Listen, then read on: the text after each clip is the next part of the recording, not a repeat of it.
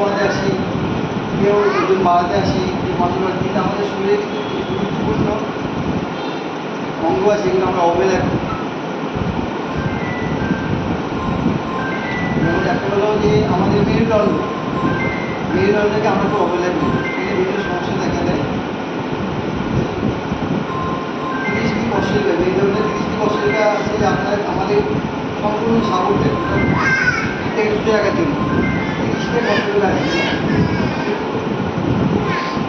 স্নায়ু আছে এবং অঙ্গবিন্যাস সাহায্য করে। প্রতিটি পদক্ষেপ এবং নিঃশ্বাসের সাথে আমাদের এটা কাজ করে। মেরুদণ্ডে অনেক কাজ, কিন্তু আমরা ইয়ে করি না, অবহেলা করে। ঠিকভাবে অবহেলা করে বসে থেকে ঝুঁকে থাকলে একটু বলবে, বসে থেকে মেয়েটা দুর্বল হয়ে যায়। হ্যাঁ দেখেন, গিয়ে দেখেন দুর্বল হয়ে যায়, শক্ত হয়ে যায়, ডিস্কের সমস্যা, স্নায়ুর সমস্যা, মেরুদণ্ডের এগুলো, এবং আর্থ্রাইটিসে ব্যথা হয় মেরুদণ্ডের থেকে, এবং ফাটলও করবে। এগুলো আমাদের লাইফস্টাইল থেকে ছোট মেরুদণ্ড। এর জন্য আবার ব্যায়াম আছে, বেশিরভাগই ব্যায়ামই ইয়োগার ব্যায়াম, যেটা হলো ক্যাটসম্যান দাও আছে, তারপরে অনেক ব্যায়াম আছে, নার্ভের ব্যায়াম আছে, ইয়োগা থেকে ব্যায়ামগুলো আছে। আমরা আমরা খেয়াল করবো মেরুদণ্ডে সুস্থ রাখার জন্য। এবার আছে আমরা শুনেছি সায়াটিকা, একটা নার্ভ গেছে, কিন্তু সায়াটিকা থেকে একদম পাইনিস করবো, সায়াটিকা নার্ভ গেছে, এটা আমরা অবহেলা করি। এখান থেকে মেরুদণ্ড থেকে এটা ব্যথা পেতে হয় সায়াটিকা। এখানে কিন্তু আমাদের শরীরে দীর্ঘতম যোগাযোগ মাধ্যম, এটা যোগাযোগ মাধ্যম পায়ে পুরো ওভার থেকে পাবো, যেটা বললাম মসৃণ সংকেত দেয়। এটা সহজ পদে প্রসারিত পদে রাখতে হবে এবং স্কোয়ার করতে হবে। অবহেলা করলে ঝুঁকি কী হবে, যদি আমরা অবহেলা করি পায়ে তীব্র ব্যথা হবে, পায়ে তীব্র ব্যথা হবে,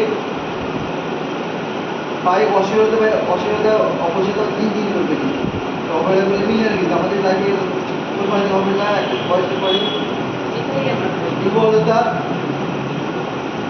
যদি হাঁটা যাবে না, বিভিন্ন সমস্যা থাকে। এই জন্য যোগব্যায়াম আছে। আমরা খুব যোগব্যায়ামকে নারীর ব্যায়াম খুব অবহেলা করি, কিন্তু ভুগতে হবে 30 বছর পরে বিভিন্ন সমস্যা, যেটা আমরা অবহেলা ভুগতে হবে। আর 3 নম্বর হলো আমরা খুব অবহেলা করি এই যে এই মাসুরটাকে, কাপ মাসুর, এটাকে বলা সেকেন্ড হাত, কিন্তু আমরা খেয়াল করি এই সেকেন্ড হাত, এটা দ্বিতীয় হাত। আমরা হাত নিয়ে চিন্তা করি, এটাও কিন্তু হাত, বলা হয় দ্বিতীয় হাত। এটা গুরুত্বপূর্ণ হলো আমাদের হার্টের মতো এটা কাজ করে। কী কাজ করে? প্রতিটি পদক্ষেপ রক্তের উপর দিকে পাম্প করে, প্রতিটি পদক্ষেপে আমাদের হার্টে উপর দিকে পাম্প করে, পাম্প করে এবং পায়ে ফোলা প্রতিরোধ করে। এটা অবহেলা করলে কী হবে, নিচের পায়ে রক্ত জমবে, পা ফুলে যাবে, পা ভারী হয়ে যাবে।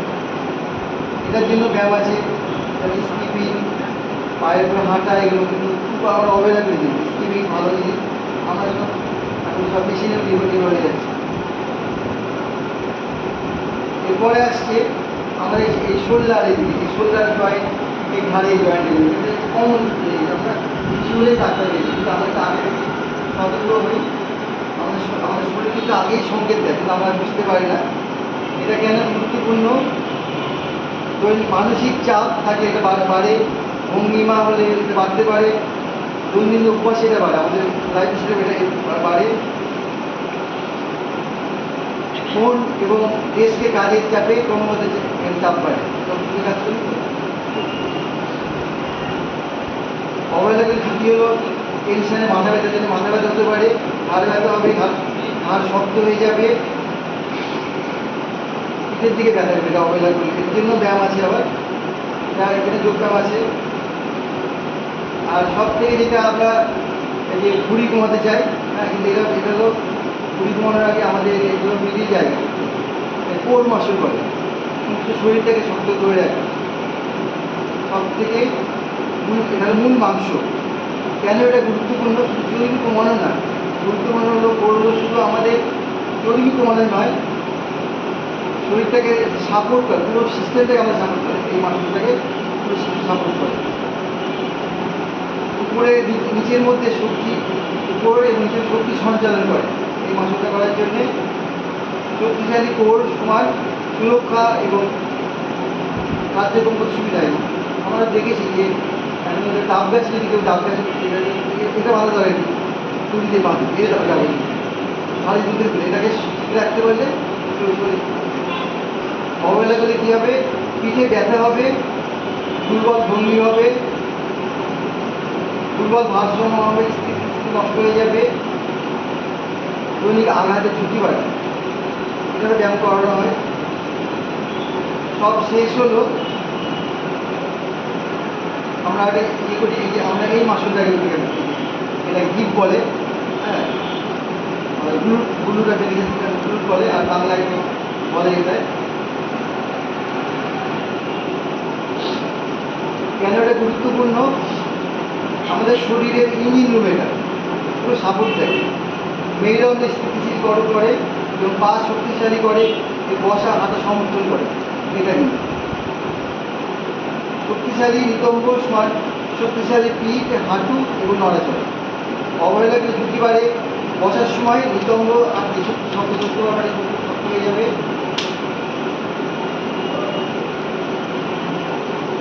পায়ের ভঙ্গি নষ্ট হয়ে, পিঠে ব্যথা হবে, হাঁটুর সমস্যা বেড়ে যাবে। এটা অবহেলাতে, এটার জন্য আলাদা ব্যায়াম আছে, করা হয় অলরেডি। আর সবথেকে আমাদের শেষ কথা হলো, আমাদের শরীর চরম খারাপ হওয়ার আগে কিংবা কোনো খারাপ আমাদের শরীর সবসময় সংকেত দেয়, এটা আল্লাহ ঠিক করে দিয়েছে। কিন্তু আমরা চিন্তা করি যে এই দিকে ব্যথা হচ্ছে, এই ব্যথা হচ্ছে করে একটা হার্টের সমস্যা, কিন্তু তার আগে অনেক সমস্যা, পায়ের জিনিস পায়ে কোনো সব সংকেত দেয়। কোনো শরীরের কোনো অংশ দিয়ে হচ্ছে সেটা সংকেত আল্লাহ আগেই দেয়, কিন্তু আমরা যারা বুঝতে পারি তার এই কথা, যারা বুঝতে পারি না তারা ইনালি লাগে।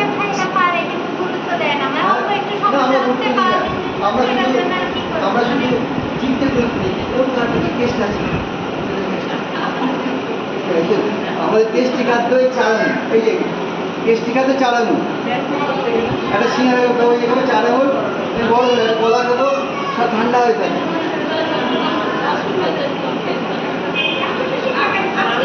সুতরাং আমাদের অনুরোধ করবো, আমরা সবাই আমাদের শরীরকে যে সংকেত দেয় সেটা উপেক্ষা করবো। আমাদের শরীর যে সংকেত দেয় সেটা উপেক্ষা করবো না। এটা আমাদের আজকে আমাদের যে হওয়া উচিত, শরীরের সংকেত আমরা শুনে সেটা জীবনযাত্রা করবো। প্রতিটি সংকেত আমরা মন দিয়ে খেয়াল করবো, কেন এটা হচ্ছে।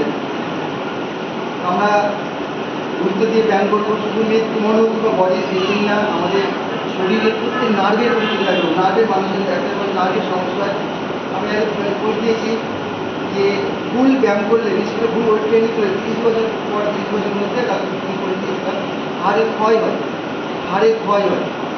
30 বছর পরে ট্রিটমেন্টটা হয়ে যায়। কারণ ইগো লিফটিং, মানে জোর করে কাউকে দেখা লিফটিং করা যাবে না, ইগো লিফটিং করা যাবে না। সবাই অনুরোধ করবো, সবাই ভালো থাকে, সুস্থ থাকে, আল্লাহ।